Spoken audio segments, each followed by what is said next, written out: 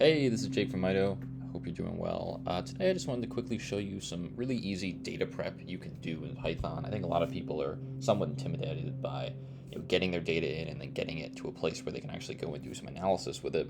But there's some really easy steps you can take in Python. They're all pretty simple functions, short lines of code. So I thought I'd just quickly walk you through some. So first thing I'm going to do is just pd.readcs3 in this data set Netflix titles. We can see we print df.head, which will show us the first 5 lines of our data frame.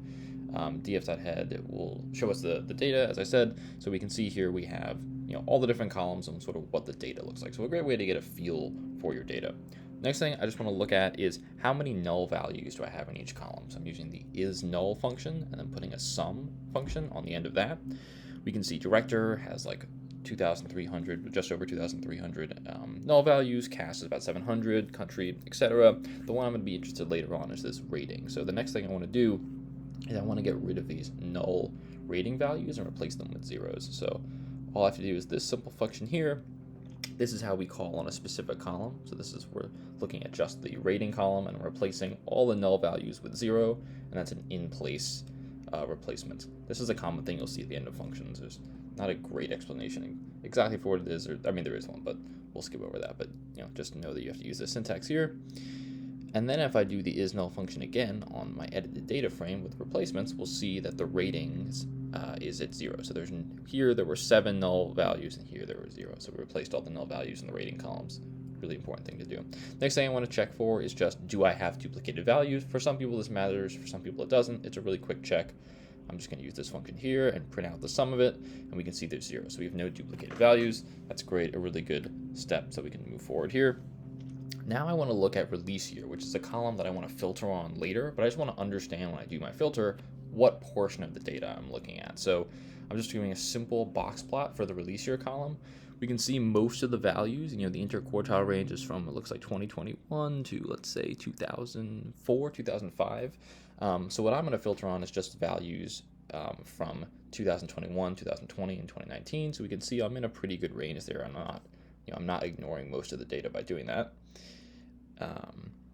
And here I'm going to drop a column that I'm not interested in. I just wanted to show you exactly how to do that. So this duration column, which we can see up here, duration, when I use this function here, I can drop the duration column, and we'll see it's not present in the data frame when I print it out. So I made a new data frame that is the dropped version of the old data frame. And then below I'm going to do my filter. So really simple thing.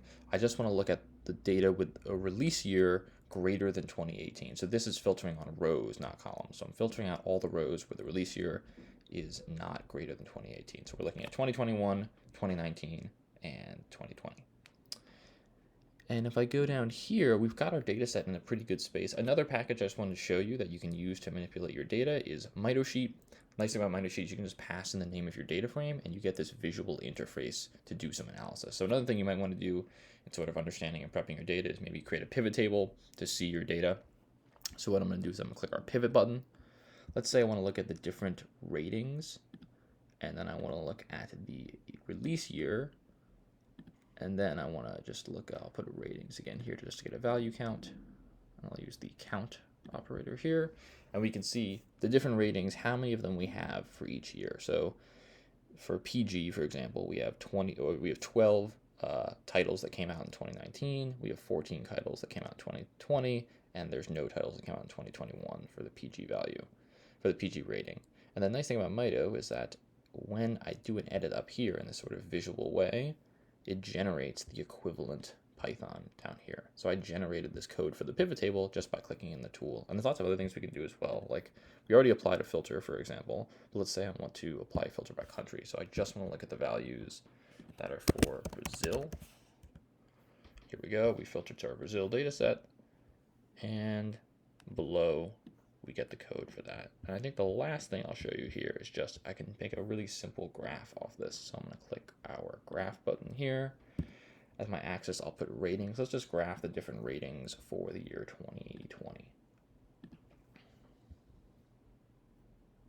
Here we go. We can see a nice graph of the ratings for the year 2020. So if you want to import this package, I'll leave the instructions in the description of the video below. But I hope this was a great little explanation of some great ways you can prep your data in Python using some pretty cool packages.